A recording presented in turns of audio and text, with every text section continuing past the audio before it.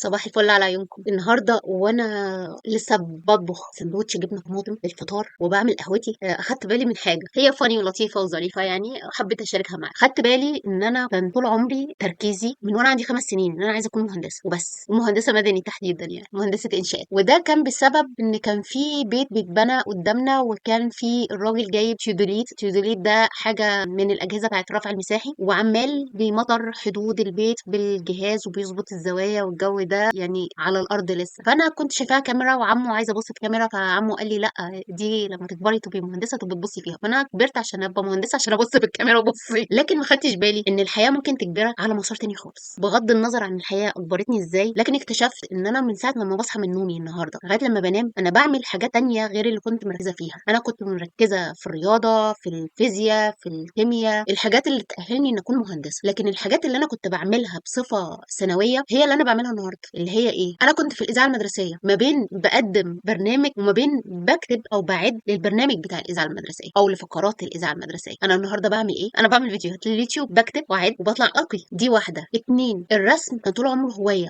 كنت بدخل مسابقات مع المدرسه والكلام ده كله. اول لوحه زيت في حياتي رسمتها كنت في المدرسه، كانت بالوان المدرسه، ايام ما كان لسه الدنيا ما بتشتغلش بالجيسو، كان في السبيداك بيتاسس بيه اللوح على الخشب، ده كان زمان خالص. فالنهارده انا بعمل ايه؟ انا النهارده تقريبا يعني ما بعملش حاجه تانية غير اني برسم او كرافت. وده ياخدنا لاهميه تانية. المدرسه يا جماعه مش للعلوم النظريه بس، الانشطه دي ممكن تكون فتحه باب ليه، سواء كانت باب رزق او كان باب لترويح عن نفسك. مع ضغوط الحياه احنا بنحتاج للباب ده. ما ينفعش ان حياتك تكون حاجه واحده انا بشتغله بس، بصحى من النوم عشان اروح الشغل عشان ارجع تاني. اقصى حاجه ممكن اعملها عشان ارفه نفسي ان انا اروح لكافي شوب مع اصحابي، او مش لاقي اصحابي هروح لوحدي وحزق، او اروح اكل في مطعم. وهي دي الحياه وهي دي الدنيا، انا بجيب فلوس عشان اصرف الفلوس وبس. بس حياتي فاضيه، روحي من جوه فاضيه. الفن بيملى ده. نسيت اقول لكم كمان، كان من ضمن الانشطه اللي انا كنت بعملها في المدرسه وبتعلمها ان انا كنت من الناس اللي كانوا بيدرسوا الكمبيوتر في المدرسه. وده جزء برضو من اللي احنا بنعمله هنا، الايديتنج والبرامج ومش عارفه مين واي حاجه تك. انا بدوس فيها بسهوله لان انا بدات الكلام ده وانا عيله في المدرسه، مش بداته فيديو جيمز، انا بداته